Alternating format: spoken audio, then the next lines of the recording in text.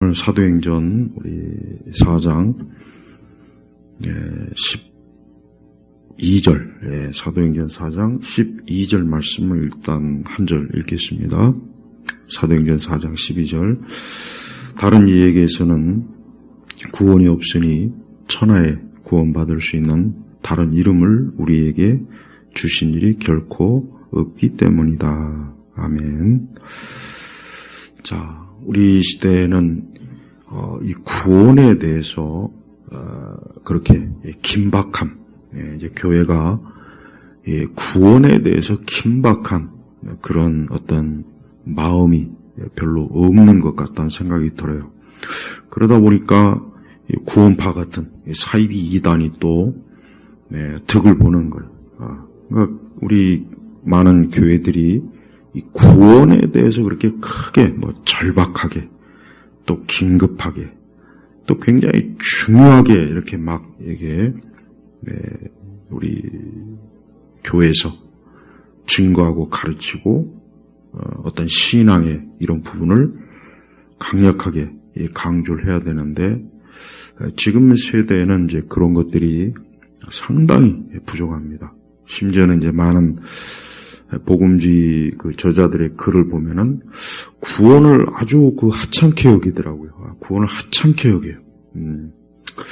그리고 그 대신 제자도 특히 얘기 많이 하고 영생에 대해서 많이 하고 제자 훈련 얘기 많이 하고 그러니까 어떤 구원에 대해서는 그렇게 크게 강조점을 두지 않아요. 그러니까 갈수록 교회를 다니는 이들도 목회자도 마찬가지고 우리 신자들이 교회를 나오는 궁극적인 목적, 신앙을 가지고 있는 궁극적인 목적이 구원이라는 생각을 이제는 별로 하지 않는 거예요. 그러니까 특히 이 부분에 있어서 신학자들의 책임이 굉장히 큽니다. 아까 얘기했지만 과거에 정통 신학자들은 그리스도의 속죄, 대속, 구원에 대해서 굉장히 강조를 많이 했어요. 교리적으로나 어떤 말씀 증거할 때. 그런데 지금은 이제 그러한 추세는 이제 지나가고 지금은 이제 그리스도의 구원보단 신자가 이 땅에서 어떻게 살아야 되는가, 어떻게 믿음 생활해야 되는가, 이게 더 큰 강조. 아까 어떻게 얘기했지만 제자도, 제자 훈련 이런 것들. 그러다 보니 교회를 현재 출석하고 있는 많은 이들조차도 사실은 구원받지 않았고 구원의 믿음이 없고 또 예수 그리스도를 구원자로 구세주로 믿어야 되는데 전혀 그런 마음 또 그런 생각도 들지 않으니까 결국은 이 기독교가 구원이 없는 기독교, 구원이 없는 교회, 구원이 없는 이상한 그릇된 신앙을 보편적으로 가지고 있어요. 그래서 아까 잠깐 얘기했지만 구원파 같은 이 사이비 이단들이 반사 이익 얻고 있어요. 자, 우리는 이 부분에 있어서 니체가 이런 얘기를 했죠. 이제 집단 도덕성이라고 해가지고 어느 시대였던 그 시대에 다수가 가지고 있는 어떤 관념, 생각, 어떤 이런 것들이 그것이 그 시대의 도덕이고 윤리다. 그러니까 결국은 우리 교회가 예수 그리스도의 구원에 대해서 기독교 역사를 보면은 19세기에도 얼마나 이 복음 전도 선교에 엄청난 열정, 또 우리나라 교회도 초기부터 선교사들이 얼마나 이 구원에 대해서 강조를 많이 했습니까? 근데 지금 세대는 이제 그러한 것들이 어때요? 사라진 이유가 뭐냐? 그러니까 우리 세대는 종교다원주의, 타 종교에 대해 존중해야 된다. 또 기독교가 너무 교회가 배타적이다. 그러니까 이런 것들이 보편적으로 어느 때부터 우리 교회를 다니는 목회자, 신학자, 교인들이 그런 것들을 전반적으로 그런 관점을 받아들이다 보니까 예수 그리스도의 구원을 그렇게 크게 중요시 여기지 않고, 심지어는 구원을 마치 두 번째, 세 번째, 구원을 별거 아닌 것처럼, 하찮게 여기는 것처럼, 이제 구원을 강조하면 아직도 저급한, 성숙하지 못한 신앙, 교회, 그렇게 지금 취급을 하고 있어요. 네. 자, 그런데 오늘 이 사도행전 4장에 보면은, 우리 4장 1절부터 보면 이 사도들, 또 그 중에서 이 베드로가 2절에 보니까 예수님의 부활을 내세워 죽은 자의 부활이 있음을 전도하는 것 때문에 그들이 격분하여, 그러니까 베드로를 비롯해서 제자들이 예수 그리스도의 그 죽으심 또 부활에 대해서 그 당시 예루살렘에서 이 복음 전도를 한 거예요. 그러면서 이제 10절에 보니까 너희가 십자가에 못 박았으나 하나님께서 죽은 자들 가운데서 살리신 나사렛 사람 예수 그리스도의 이름으로 이 사람이 너희 앞에 건강하게 서 있다 하고, 예수 그리스도의 십자가의 죽으심 또 다시 부활에 대해서 얘기했고, 그러면서 12절에 다른 이에게서는 구원이 없으니 천하에 구원받을 수 있는 다른 이름을 우리에게 주신 일이 결코 없기 때문이다. 그러니까 베드로를 비롯해서 사도들이 예수님의 죽으심, 십자가의 죽으심, 부활, 이걸 얘기하면서 결국은 어디로, 최종 목적이 뭡니까? 구원이. 그러면서 다른 이에게서는 구원이 없으니, 그러니까 사도들이 메시지의 초점이 어디에 있습니까? 구원이 있는 거예요. 요즘 교회들마다 뭐 사순절이다, 곧 있으면 또 뭐 부활절이다 그래요. 그런데 교회가 그리스도의 구원에 대해서 별 증거도 없고, 교리적으로 가르치지도 않고, 성경적으로 가르치지도 않고, 그러면서 무슨 사순절, 무슨 뭐 부활절, 그거 이상하지 않아요? 예수님의 고난, 그분의 십자가의 고난, 죽으심, 피 흘림, 또 그분이 3일 만에 부활하신 것, 이게 결국 뭡니까? 우리의 구원을 위한 하나님의 사역이에요. 그리스도께서 이루신, 성취하신 그게 구속사, 구원 사역이라고요. 그러니까 구원을 하찮게 여기는 우리 세대에 이런 생각들이 지금 너무 많이 깊이 들어와 있는 거예요. 그러니까 목회자들도 성도들이, 교인들이 교회 와서 예배 드리고 여러 부서 활동하고 그러면 굉장히 만족스럽고 별 문제 없이, 또 교인들도 그렇게 생각하는 것 같아요. 하지만 그거는 하나의 종교 활동이에요. 구원을 받지 못한 상태에서 예배를 드렸다, 제자 훈련했다, 영성 훈련했다, 무슨 여러 교육을 받고, 그리고 또 어느 때쯤은 또 이제 적적하니까 종교나 하나 가져볼까 해서 교회를 또 쓱 나와가지고 그저 교회에서 좋은 말씀 듣고 교인들과 함께 좋은 친교나 나누면서, 그게 교회 다니는 목적인 사람도 상당히 많이 있어요. 그러니까 정작 구원받은 사람이 별로 없는데, 그러니까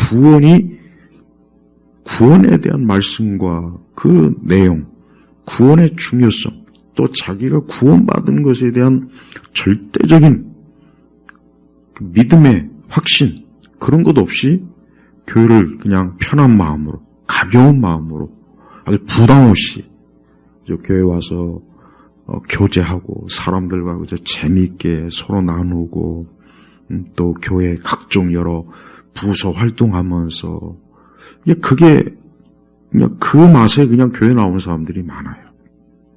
그 맛에. 교회를 하나의 어떤 그저 삶의 하나의 방편, 교회에 가는 게 그냥 하나의 동호회, 레크레이션, 그냥 정신적 휴식, 그런 차원의 그 신앙은 사실은 전혀 불필요한, 사실은 그렇게 중요한 신앙일 수는 없어요. 이제 그런 목적으로 교회를 다니시는 분들은 안 됐지만 멸망으로 가고 있는 거예요. 지금 멸망으로 가고 있는 거예요. 뭐 어느 시대나 마찬가지지만 우리가 살고 있는 시대도 그 어느 때보다도 사람들이 가지고 있는 기본적인 삶의 가지고 있는 어떤 정신적 삶의 그 가치관이 뭐냐? 간단합니다. 먹고 마시고 죽자. 뭐 내일은 없다. 오늘 우리가 먹고 마시고 먹고 마시자. 먹고 마시기 위해서 우리가 돈을 벌고 사업도 하고 먹고 마시고 즐기기 위한 그 인생이다. 별거 없다. 이게 모든 사람들이 가지고 있는 기본적인 세계관이라고요. 근데 교회도 거기에 많이 물들어 있어요. 교회도 거기에 많이 물들어 있는 거예요. 과거 수십 년 전, 또 수백 년 전, 그러니까 기독교 역사를 쭉 보면 구원을 굉장히 중요시 여겼어요. 거의 그러다가 이제 20세기 중후반 들어와서부터 구원이 뭐 그렇게 중요하냐? 구원보다는 어떤 기독교가 어떤 사회적인 공로를 해야 된다. 기독교의 어떤 정신적 가치를 추구해야 된다.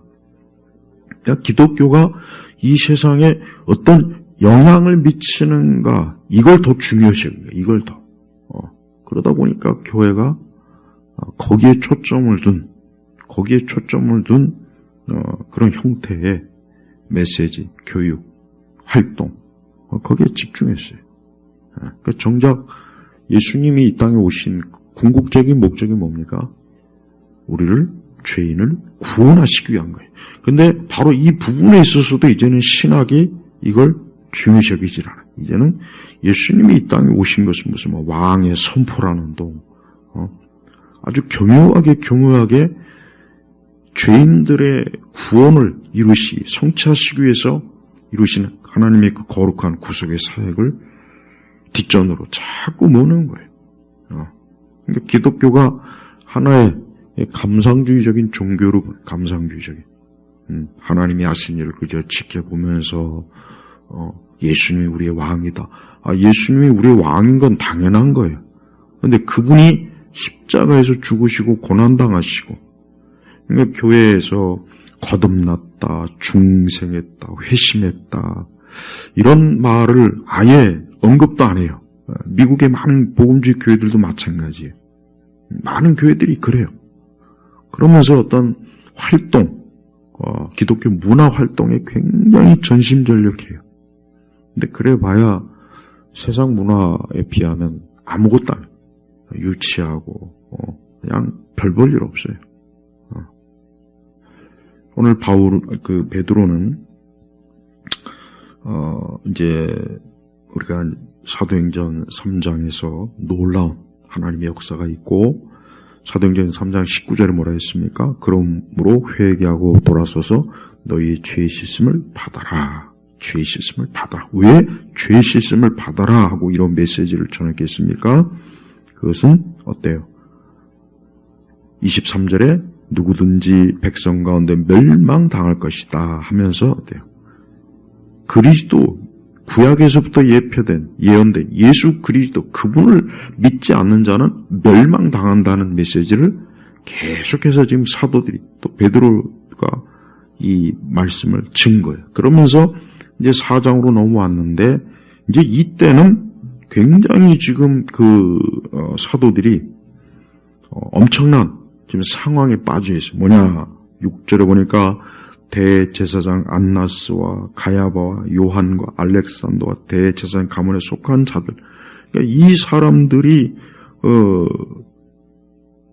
공회에 모여서 이 베드로와 사도들이 전한 이 복음에 대해서 시비를 거는 거예요. 근데 4장 1절에 보면은 사두개인들이 다가와서 그랬단 말이에요. 자, 이제 우리가 알아야 될 것은 복음서에는 바리새인들이 주로 나와요. 복음서에는 주로 바리새인들이 예수님과 논쟁하고 시비를 걸고, 예수님은 그들의 그 어떤 위선을 책망하고. 그런데 사도행전에 들어오면 이제 바리새인들보단 사두개인들이 이제 문제가 돼. 예. 우리가 기독교 역사를 보면 결국은 교회는 이 사두개와 같은 성향의 사람들이 교회를 핍박해요. 이 사두개인들이 어떤 사람입니까? 부활도 없다, 천사도 없다. 그러니까 이 사두개인들은 우리 시대의 용어로 얘기하자면 지극히 물질주의적인 사람이에요. 물질. 그래서 사도행전에서도 바울에 대한 그 부분에 있어서 논쟁하잖아요. 사두개인들과 그 바리새인들이 바울을 두고 막 논쟁하죠. 근데 바울은 어때요? 근데 그때 그 바리새인들은 천사도 있고, 부활도 있고. 그러니까 바리새인들은 적어도 정통적인 그런 하나님의 말씀을 믿는 그러한 가치가 있지만, 토대가 있지만, 바리새인들은 아예 그게 없는 거예요. 굉장히 현세적이고 물질적이지. 그러니까 이 바리새인들은 사도들의 메시지가 마음에 안 든 거예요. 왜? 사도들의 메시지뿐만 아니라 사도들이 한 일 모두를 보니까 자기들이 믿고 있는 거하고는 전혀 안 맞거든. 지극히 현세적이죠. 천국도, 천사도, 심판도. 그러니까 이 사두개인들은 우리 시대의 이 물질주의, 그러니까 기독교가 가장 많이 저항을 받는 세력이 어떤 세력이냐면 물질주의자예요. 여러분, 우리가 무당이나 절에 다니는 사람, 그 외 여러 뉴에이저, 이런 사람들한테 복음 전하는 건 의외로 상당히 그렇게 크게 부담이 안 돼. 왜? 그 사람들은 어쨌든 간에 영적인 걸 인정해요. 그러나 과학자들, 지극히 합리주의적인 이 공산주의자들, 그러니까 굉장히 계산적이고 오직 이 세상 물질밖에 없다. 이런 사람들한테 복음 전하는 건 사실 더 어렵습니다. 이거 왜 그러냐? 궁극적으로 기독교는 영적인 거예요. 예수 그리스도의 복음 자체가 현세적이거나 물질적이거나 그게 아니죠. 외적인 게 아니죠. 철저하게 어때요? 우리가 우리 죄를 예수님의 십자가의 피에 씻고 그분을 예수님을 주인으로 구주로 믿고 영접할 때 우리가 구원받는다. 하나님의 자녀가 된다. 죄인에서 의로운 자가 된다. 그러니까 이거 자체가 영적인 어떤 물질적인 메시지가 아니란 말이에요. 그러니까 바리새인들은, 그러니까 그 사두개인들이 시비를 거는 거예요. 이 4장에 보면은 사두개인들이 사도들의 이 복음 전하는 걸 시비 걸고 그걸 못하게 막고, 그러면서 이제 공의에서 이들이 재판을 받는 겁니다. 재판을 받는 거예요. 하지만 베드로는 어때요? 베드로는 8절에 보니까 그때 베드로가 성령이 충만해 그들에게 말하였다. 백성의 지도자들과 장로들아. 이 사람들은 주로 이 사람들이 계층이 사두개인들. 그러면서 뭐라 했냐? 오늘 우리가 이 병든 사람의 행한 선한 일고 그가 어떻게 구원받았는지에 대해 신문을 받는 것이라면, 그러니까 재판을 받고 이 일에 대해서 어때요? 이 공회에서 저들이 조사를 받는 거예요. 그러니까 이 베드로뿐만 아니라 이 제자들은 예수님의 승천 이후에 부지런히 단순하게 그리스도의 예수님이 어떠한 분이신지에 대해서 계속해서 그 메시지만 줄기차게 예루살렘에서 유대인들에게 증거했어요. 그러다가 성전 미문에 앉아있는 그 오랜 동안 안진뱅이 된 그 사람을 하나님의 능력으로 일으키고, 그게 엄청난 파장을 일으켜서 많은 사람들이 베드로가 전한 복음을 듣게 되고, 또 그로 인해 가지고 당시 유대 지도자들이, 종교 지도자들이 어때요? 이 일에 대해서 이제는 뭔가 조치를 취해야 되겠구나, 이대로 두면 안 되겠구나. 특히 사두개인들이나 이 제사장들, 이런 사람들, 이 사람들은 이 사도들로 인해서 자신들의 권력이 행여라도 백성들에게서 떨어질까봐 굉장히 노심초사한 거예요. 하지만 베드로는 거기에서 전혀 주눅들지 않고 겁을 먹지 않고 너희가 십자가에 못 박았으나 하나님께서 죽은 자들 가운데서 살리신 나사렛 사람 예수 그리스도의 이름으로, 그러니까 예수 그리스도 18절에 보니까 그들을 불러 예수의 이름으로라고 하는 이 말은 사도행전에서만 33번이 나와요. 그러니까 예수의 이름으로. 그러니까 예수님, 예수 그리스도, 예수의 이름 자체가 뭡니까? 구원의 이름이에요. 구원의 이름. 그러니까 누구든지 예수 그리스도를 구주로 부르고 그분을 찾고 구하는 자는 구원받아요. 구원받습니다. 그러니까 예수 그리스도의 이름으로 계속해서 사도들이 바울도 그렇고 계속 증거하는 거예요. 그 당시 이 사도행전 그 시대 배경 속에 얼마나 많은 이교도들의 신, 그리스 로마의 그 많은 잡신들이 있지 않겠습니까? 그러나 그들은 어때요? 구원받을 이름이 아니에요. 구원을 줄 수도 없어요. 오직 예수 그리스도, 하나님의 아들 예수 그리스도만이 사람에게, 우리 죄인에게 구원을 줄 수 있는 거예요. 그러면서 12절에 다른 이에게서는 다른 이, 누구, 어떤 종류의 다른, 부처든 마음의 시든 보이지 않는 어떤 신적 존재건 뭐건 간에 예수 그리스도 그분 외에는 하나님께서 우리 인간을 죄 가운데서 건질 다른 분을 우리에게 주신 일이 없다, 보낸 일이 없다 하고 단호하게 지금 베드로가 복음을 증거하는 거예요. 지금도 마찬가지입니다. 우리는 하나님께서 우리 교회가 가장 중요하게 하게 될 게 뭐냐? 교회가 가장 중요하게 하게 될 게 뭔가? 교회가 가장 중요하게 하게. 에큐메니카 운동하는 거, 제자 훈련, 제자도, 영성 훈련, 아니면 무슨 온갖 기적과 은사쇼, 아니. 가장 중요한 게 뭘까요? 그보다 더 중요한 게 뭐겠습니까? 사람들에게 구원에 대해서 즉각적이고 단순하게, 그러면서 명확하게 이 복음을 전해야 되는 거예요. 왜 그렇습니까? 결국 어느 누구라도 예수 그리스도를 믿지 않는 자는 멸망하는 거예요. 멸망. 자, 복음은 굉장히 좋은 것이지만 한편으로 심각한 겁니다. 구원은 굉장히 중요한 거예요. 왜 그렇습니까? 결국 구원받지 못한 자는 멸망한다. 멸망하는 거예요. 그러니까 구원이라는 말 자체가 뭡니까?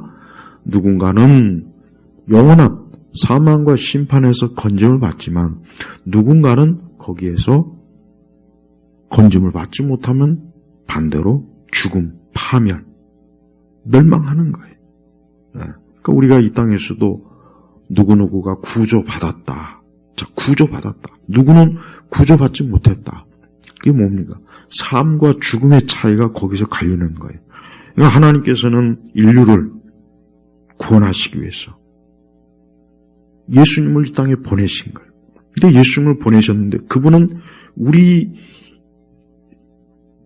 그분이 어떤 죽으심과 고난이 없이 우리를 구원하신 것이 아니라 그분은 우리의 죄값으로 인해서, 우리 죄로 인해서, 우리 죄가 씻겨져야 되니까 그 죄를 그대로 놔두고서는 우리가 구원받을 수가 없는 거예요.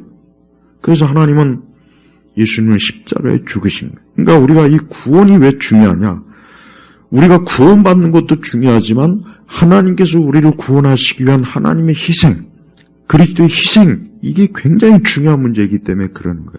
그런데 이렇게 중요한 것을 교회가 하찮게, 별거 아닌 것처럼, 그냥 마치 구원이 부록처럼,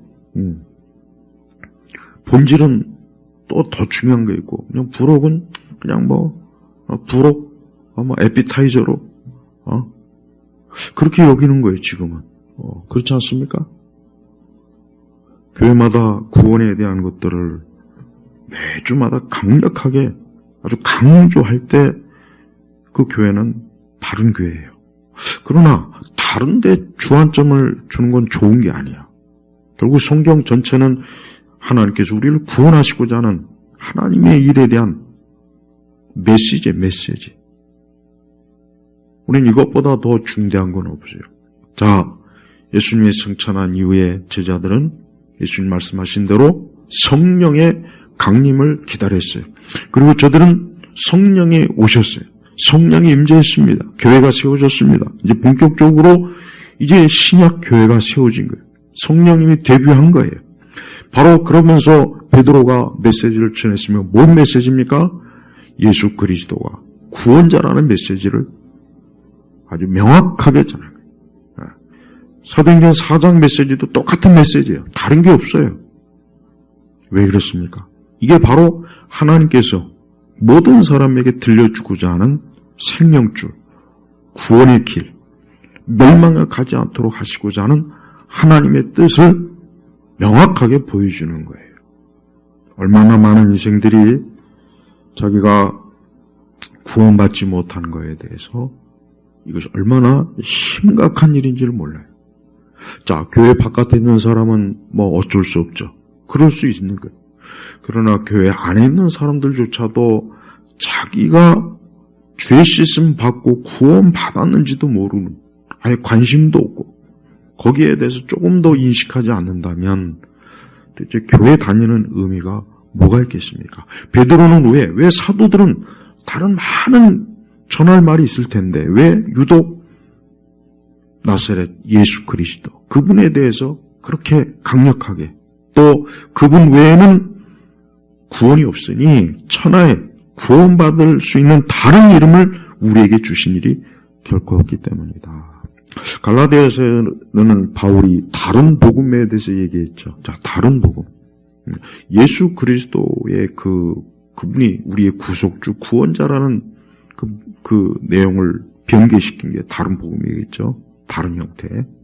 뭐 천주교가 마리아를 믿는 거나, 뭐 다른 종교도 마찬가지고, 또 여러 형태의 어떤 왜곡된, 그러나 또 한편 이 다른 복음은 결국 뭡니까?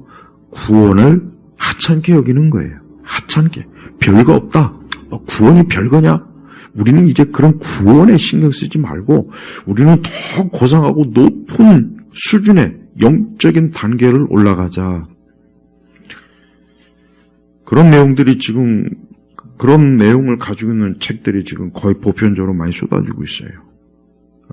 그러다 보니까 이제 교회는 그런 이제 이런 옛날 구닥다리 이제 그런 예수님이 우리 구원자요, 그분이 십자가에 죽으셨고 우리는 예수님 믿지 않으면 멸망으로 가야 될 사람들이고 우리는 예수님을 인하여 구원받아 천국에 간다 하는 이런 내용은 이제 이 설교자들 사이에서는 유치한 그저 뭐 유치원 그저 아주 그 낮은 수준의 기독교로 폄하하고 웃음거리가 되는 성숙하지 못한 차원 낮은 정도의 기독교로 취급을 받고 있어요. 하지만 사도들이나 제자들은 그렇지 않았어요. 사도들과 제자들은 예수님과 3년간 함께 지내고 예수님의 그 십자가의 죽으심도 그들은 목격하고 또 부활하신 예수님을 또 만났습니다. 할 말이 많아요. 하고 싶은 말이 얼마나 많겠습니까? 그러나 이들이 가장 중점적으로 나중에 바울도 그리스도의 이 십자가의 이 복음은 결국 우리를 구원하시기 위한 하나님의 거룩한 은혜의 사역, 은혜의 일이라는 것을 얼마나 강조를 많이 합니까? 얼마나 강조를 많이 합니까? 뭐 구약 성경은 좀 뭐 그렇다 쳐도 신약 성경을 대충 읽어봐도 누구라도 하나님은 사람을 구원하신 분이구나. 인간은 죄인이구나. 죄 가운데 빠져서 멸망으로 가는 거구나. 그래서 하나님께서는 예수님 이 땅에 보내셔서 그분을 내 대신 희생 제물로 삼으셨구나. 그분이 내 죄 때문에 멸망의 길로 갔구나.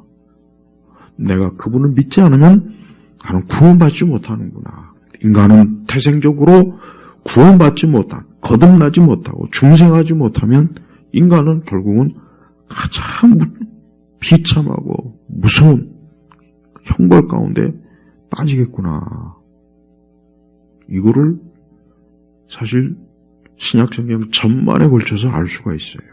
근데 왜 교회는 이런 내용들을 그렇게 가볍게 여길까요? 왜 이런 내용들을 가볍게 여길까요? 매주일 예배 나와서 말씀을 듣고 매주일 교회 생활하지만 구원받지 못한 영혼들은 지금 어디로 가고 있습니까? 멸망의 길로 가고 있다는 것을 알아야 돼요. 네. 근데 이러한 중요성을 너무 무감각하게, 무디게 이러한 것들을 크게 그렇게 아무리 얘기하고 떠들어도 그냥 무심하게 듣는 그러한 참 안타까운 영적으로 참 무딘 그런 세대가 우리가 살고 있는 세대예요. 하지만 누군가는 그 가운데서도 분명히 성령께서 그를 일깨우셔서 그를 멸망해서 건지실 거예요. 그건 분명한 사실입니다. 그러니까 인간은 이 땅에 태어나서 많은 일들이 있지만 많은 일들이 있어요. 사람이 태어나서 세상을 떠나는 날까지 많은 과정이 있어요. 많은 다양한 과정이 있어요. 사회적 과정, 어떤 정서적 과정, 육체적 과정, 어떤 많은 과정이 있어요. 사람들은 그런 것들을 다 거치게 돼 있어요. 누구나. 그러나 가장 중요한 것은 인간에게 사람에게 제일 중요한 것은 구원받는 거예요. 자기 영혼이 구원받지 못한 자라면 지금 누구라도 가장 무서운 상황, 무서운 상태, 말로 다 할 수 없는 처참한 상황에 지금 빠져 있다는 것을 꼭 알아야 됩니다. 알아야 돼요. 그리고 교회는 그것을 반드시 알려줘야 돼요. 그래서 어떤 영혼도 그리스도를 통해서 구원받지 못한 그런 영혼이 없도록 하는 게 가장 절실하고 중대한 문제예요. 죄 가운데 빠진 우리 인생들이 그냥 단순히 그 외적으로 좋은 것, 좋은 환경, 좋은 것, 거기에 사람들이 그저 만족하죠. 영적으로 죽어서, 영적으로 눈이 멀기 때문에 더 좋은 것을 모르는 거예요. 더 좋은 것. 그것과 비교할 수 없는 영원한 더 좋은 것을 모르고 사람들이 어때요? 그저 현세에서 자기가 만족해하는, 거기에 그냥 만족하는 거예요. 그래서 기독교는 다른 걸 얘기하는 게 아닙니다. 바울은 바울이든 베드로든 누구든 간에 저들은 어떤 그 당대의 어떤 문제 그 자체를 중요하게 여기진 않았어요. 저들의 오직 메시지는 뭐겠습니까? 사람들에게 들려주는 내용이 뭐겠습니까? 예수는 우리의 구원자시다. 예수는 구세주이시다. 네, 초대교회의 가장 단순한 신조는 예수님이 구세주이다. 바로 요거예요. 가장 이게 최초의 신조입니다. 네, 조금 더 지나서 이제 사도신경이 나오는 거고, 조금 더 지나면 이제 여러 삼위일체, 기독론 등등 나오지만 최초의 그 신조는 예수님이, 예수 그리스도는 구세주다. 바로 이겁니다. 근데 우리 세대는 예수님이 구원자라는 걸 교회에서도 들어보기가 힘들어요. 아니 그런 것들을 과연 우리 교인들이, 신자들이 즐겨 듣고 싶어하는 내용인지도 모르겠어요. 그런 내용을 별로 좋아하지 않아요. 그러니까 기독교가 구원의 종교가 아니라 감상주의적인 자아 실현의 종교가 돼서 그렇게 된 겁니다. 자아 실현. 예수님이 이 땅에 오신 이유가 내 자아 실현을 이뤄주려고 예수님이 이 땅에 오신 건 아닙니다. 아니라고요. 오늘 사도행전 3장에서 그 성전 미문에서 오랜 동안 그 안진뱅이로 지내던 그 사람이 나사렛 예수의 이름으로 일어나 걷고 뛰고 그는 구원받은 자예요. 자, 보십시오. 바로 이겁니다. 기독교는 이거예요. 사람에게, 죽은 자에게, 멸망에 처한 자를 이렇게 세우는 게 이게 기독교라고요. 이게 기독교라고요. 그리고 세상은 이러한 일에 대해서 부정을 못합니다. 오늘 사도행전 4장에 보니까 여기 있는 이 안나스, 가야바니 뭐니 이 사두개인들이 어때요? 나사렛 예수의 이름으로 일어난 이 사람이 눈앞에 있으니까 기독교 복음에 대해서, 예수님에 대해서 부정을 못하니까 그러면서 우격다짐으로 18절에 그들을 불러 예수님의 이름으로 절대로 말하지도 말고 가르치지도 말라고 억지로 쓰는 거예요. 억지. 그러니까 세상은 이럽니다. 세상은 교회가 복음을 전하면 억지를 부려요. 억지. 못하게 하는 거예요. 여러 형태로 교회의 입을 막는 거예요. 그래서 복음을 전하지 못하게. 이게 세상이 쓰는 수법이에요. 예수님에게도 그랬고 사도들에게도 그랬고 지금도 그래요. 그러나 이 교회가 다른 걸 많이 얘기하면 그냥 내버려둬요. 그래 다른 걸 많이 떠들어라. 그거는 뭐 우리한테 위협이 안 된다. 그러나 그리스도의 복음을 얘기하면 계속 교묘하게 어떤 법으로 아까 얘기했지만 니체가 말한 것처럼 어떤 한 시대의 어떤 사람들이 공통적인 생각, 그게 도덕이에요. 그게 윤리예요. 그러니까 복음을 가로막는 게 도덕이에요. 윤리예요. 예수님 외에 다른 구원자가 있다. 이게 우리 시대의 도덕이에요. 윤리입니다. 이러한 심각한 상황에 빠져있는 이 세대가 얼마나 영적으로 큰 위험에 처해 있습니까? 얼마나 큰 어려움에 처해서 지금 많은 영혼들이 파멸로 지금 가고 있지 않겠습니까?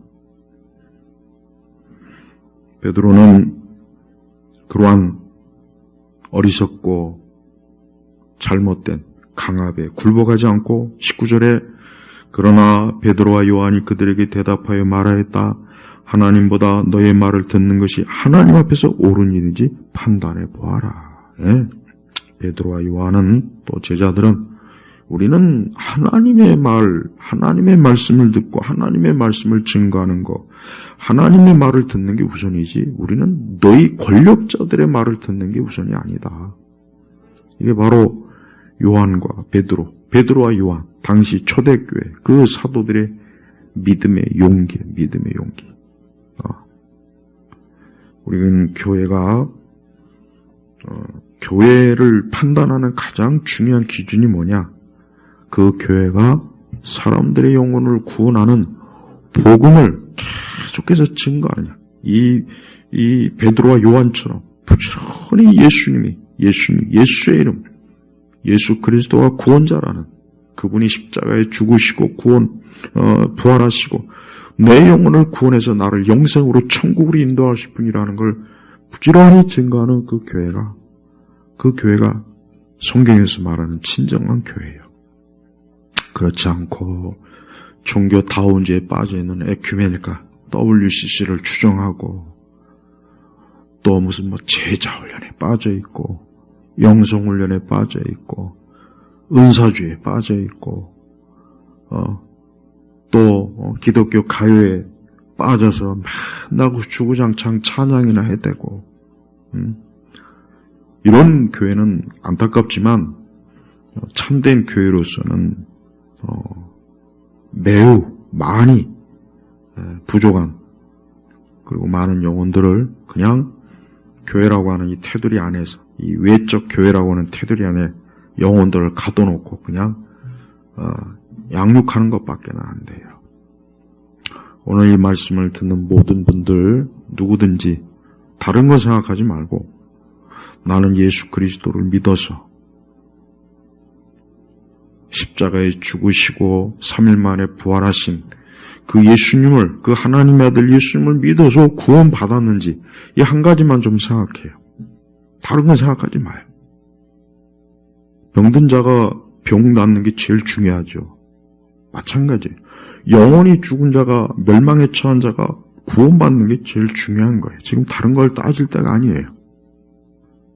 오늘 이 말씀을 듣는 모든 분들이 그 어떤 절대적인 문제보다 내가 구원받았는가, 내가 그리스도의 피로 죄 씻음 받았는가만 일단 깊이 생각하시고 이 시간 나사렛 예수의 이름으로 구원받기를 주의 이름으로 축복합니다. 하나님 아버지, 오늘 말씀을 듣는 모든 이들이 자기 영혼의 상태를 심각하고 진지하게 생각하고 우리 세대에 먹고 마시고 죽지 않은 그런 어리석은 그런 삶을 살지 않도록 구원으로 영생으로 이끌어 주옵소서. 예수님의 이름으로 기도합니다. 아멘.